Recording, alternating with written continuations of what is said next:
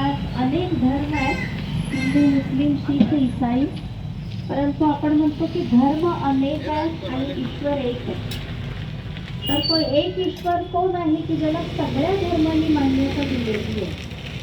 तर जसं आपण पाहतो की गुरु नानकजींनी सांगितलं एक ओंकार, त्याच्यानंतर येशूनी सांगितलं गॉड इज लाईट. ईश्वर एक प्रकाश आहे. प्रकाश म्हणजे ज्योत, आणि ज्योतीचा आकार सुद्धा या टाईपच आहे.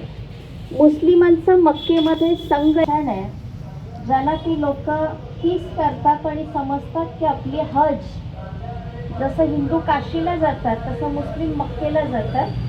त्याचाही शेप तुम्ही बघाल सेम आहे. आणि हिंदू धर्मातल्या सर्व लोकांनी त्याला